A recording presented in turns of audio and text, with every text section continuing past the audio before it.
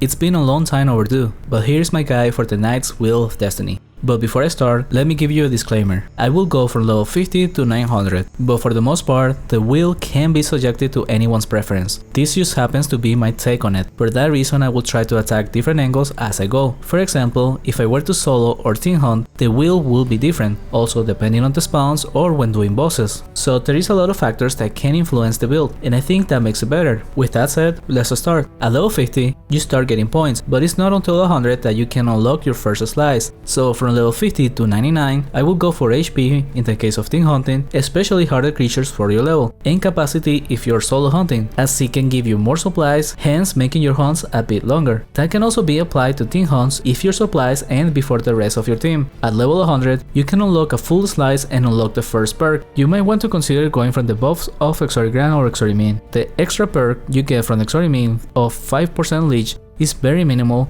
but the 30 mana less per Exotic can be a big deal for a knight of this level with a small mana pool, so I will go for that one. From 100 to 149, you once again go for either HP or cap just like before, same reasoning. At 150, it's definitely better to go for the buffs on your spells and get HP from 159 to 199. At level 200, your wheel should look like this. Then at level 225, you can switch your points from the Ice Protection to the Fire from the Southwest if you need that instead, or the Mana Leash if you don't need either protection. Then until 300, you can continue to allocate points into HP. It gives by far the most amount of value when not unlocking perks, since every level gives you 15 max HP. For every 50 points allocated in the wheel to extra HP, it will be like being 10 levels higher. Now, once at level 300 is where you start to make decisions, because now you can finally unlock one of the revelation perks from different branches, between Gift of Life, Executioner Throw, Avatar of Steel, and Combat Mastery. At this level range, the only ones that matter for team hunts in particular are Gift of Life and Combat Mastery. In the case of Gift of Life, you will get an additional 375 HP and 75 mana and 250 cap, while by having a Revelation perk, you also get plus 4 damage and plus 4 healing, which equals to 20 levels higher in terms of strength, since every 5 levels you get plus 1 damage. That's the main reason you want to go for a Revelation perk.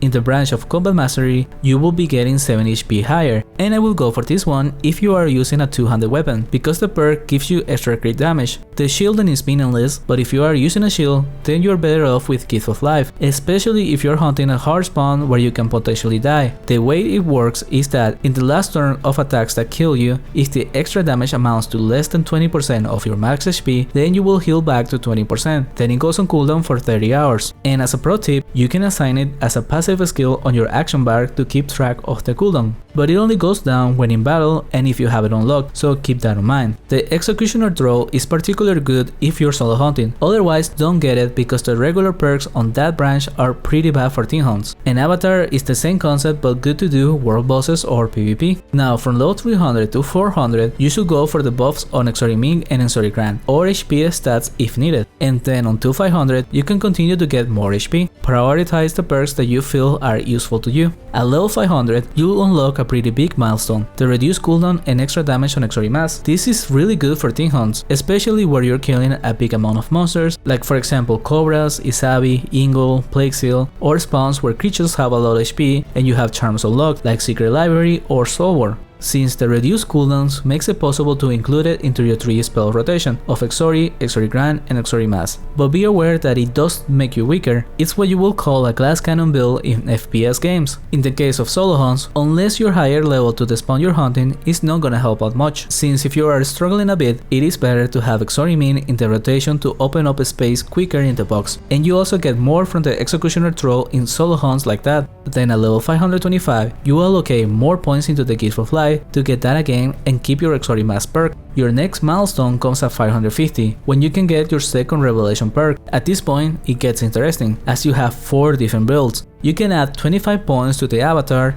get the extra damage and healing from that, and keep your Exotic Mass perk. The second one is you go for a combination of Executioner Throw and Combat Mastery. I like this one for example, since I am hunting Fire Library and it gives me extra fire protection, HP and bonuses on my spells, but that is a very situational case. Also keep in mind, like I said earlier about the Combat Mastery, I'm using mostly a two-handed, which is why it's a viable option. Another build I use, because I like having the Gift of Life, is a combination of that with Combat Mastery. And the last option is to have all into Gift of Life. In the case you're using it often, it can be beneficial for the lower cooldown, as it goes from 30 to 20 hours, but also it's the only branch I will consider going all in, since all the perks stats are good, unlike the others where you get more mitigations or capacity. Or if you solo hunting, the Executioner Throw improvements are definitely worth considering. The next levels are spent getting what you're missing from the early builds. For example, if you're using the Exori Mass, then get Exori Min and Exori Grand buffs by level 650. Same applies with the all-in in Gift of Life branch. In the case of the combination of Executioner Throw and Combat Mastery, which I prefer for solo hunting, I would recommend to start putting points into the extra skills, looking like this by level 675. But there is another milestone you unlock at this level, which is the second perk on the Exori Grand or Exori Min buffs. Both of them are vague with their description, as it only says more damage, but from personal experience they are worth getting. I personally will go for the Executioner Throw with Exori Min buff, but if you are using a two-handed soul weapon, then it's worth considering the Combat Mastery with Exori Grand. And for the Tin Hunt build with Exori Mass, I will do this at level 650